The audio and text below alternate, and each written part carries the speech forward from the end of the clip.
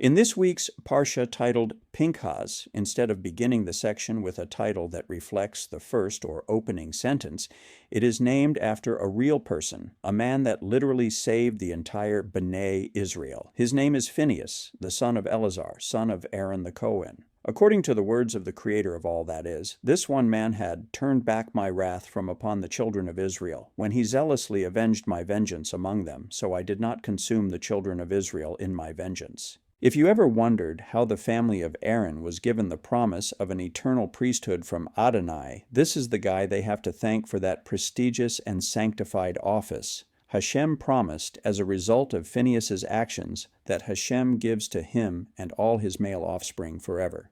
Its covenant of shalom, peace, and the covenant of an eternal priesthood. I have several Parshiot that I call my favorites, and Pinchas is on that list. Why?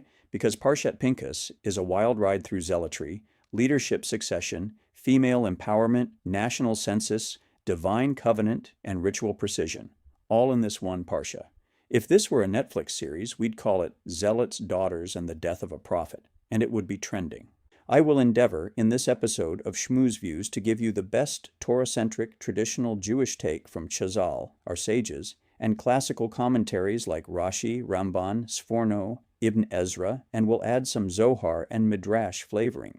This will blend Torah Peshat, simple meaning, with Dirash, homiletics, Remez, symbolism, and Sod, mysticism. First, a little backstory is necessary. We're mid-fallout from Parshat Balak, where Israel was seduced into idolatry and sexual immorality with the Moabite and Midianite women, leading to a plague killing 24,000 Israelites. Pinchas, a.k.a. Phineas, the grandson of Aaron and the third Jewish high priest, spears Zimri, a tribal leader of Sheman, and with Cosby, a Midianite princess, in a public act of zeal, stopping the plague. Now the drama really begins. In traditional or rabbinic Judaism, we are taught that the Torah praises Pinchas for his kanaut, zealousness, awarding him Brit Shalom, a covenant of peace, and elevating him to priesthood, which he hadn't received earlier as a child during the inauguration of the Kohanim. Rashi emphasizes that Pinchas acted l'shem shamayim, or for the sake of heaven, not personal vendetta. His pure motives justified an otherwise extrajudicial killing. The Talmud in Sanhedrin 82a says Pinchas acted on a law halacha vein morin ken, setting a legal precedent not taught explicitly, only acted upon if zealously done in the moment. The Zohar mystically links Pinchas to Eliyahu Hanavi, Elijah the prophet, saying they are the same soul, just an early hint at reincarnation in the Torah for those wondering if we Jews believe in such a thing. By the way, many of us do. Both were zealots, both confronted idolatry, and both walked that thin line between justice, divine wrath, and personal vendetta. The Ramban defends Pinchas but warns this is not normative halakha. We don't kill sinners without a court trial unless divine command or shad hadachak, an unexpected emergency, permits. The bottom line? Torah does reward zeal when it's selfless and stops a national crisis, but it wraps it in layers of caution and divine endorsement.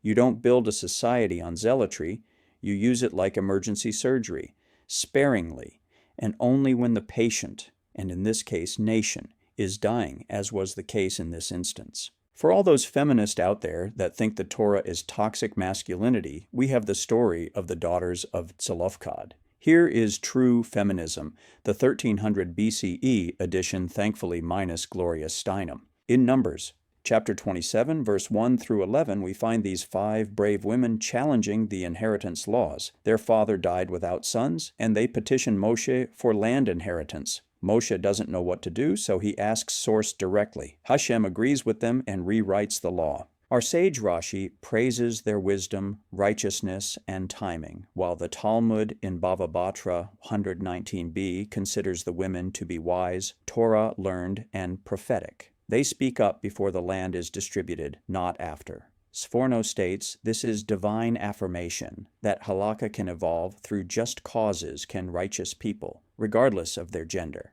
Midrash says these women corrected a male-dominated oversight in law, teaching the nation about justice and equality and equity. This is a Torah moment where Hashem says they're right. It shows us that Torah law includes equality and adaptation even via grassroots voices. Next on Hashem's agenda is having Moshe take a census of each tribe right after a plague and before entering the land. It's a reset moment, time to align the troops for entering the promised land. Then Hashem tells Moshe he will die and not enter the land. As disappointed as I'm sure Moshe was, he proves his humility by asking only one request from Hashem, a good leader for the people. Enter Yehoshua bin Nun, also known by most in the world as Joshua, son of Nun. Rashi, commenting on Numbers chapter 27, verses 16 and 17, says Moshe calls Israel Tson, which in Hebrew means sheep in need of a shepherd.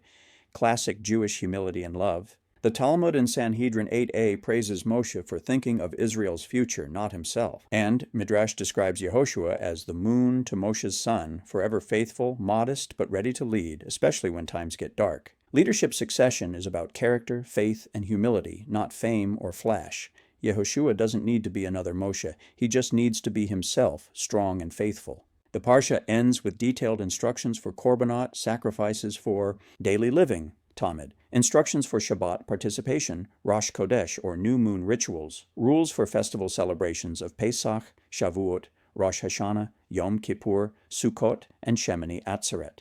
These offerings sanctify time and tie the people into a rhythm of divine service that carries the nation and individuals through each year, in or out of the land. Rambam, in his most famous and recognizable contribution to Jewish thinking and practice, wrote in his seminal work, More Nevukim, or Guide for the Perplexed, said these daily, weekly, monthly, and annual reminders also counteract idolatrous practices by channeling sacrifice toward Hashem in a prescribed, non-chaotic way. Midrash Tanchuma states these festivals correspond to the cycles of the soul and national memory. The biggest takeaway from this is that Judaism isn't just about ethics, it's about time management in service to the divine.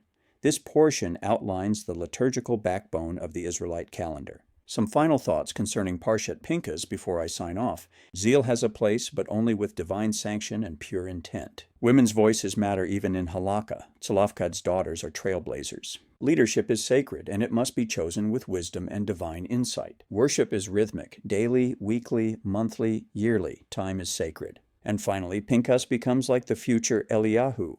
The zealot becomes peacemaker. Fire becomes prophecy. That's it for this episode of Shmu's Views. As always, I hope you found it interesting, educational, entertaining. But most important, it gives all a better appreciation for all the Torah can offer when read with a mind and heart open to the discovery of truth. As always, please like, subscribe, and share with others. All my videos and writings can be found on Rumble, Locals, YouTube, Substack, and Blogger. Until next time, this is Shmuel ben Shlomi wishing you Shabbat Shalom.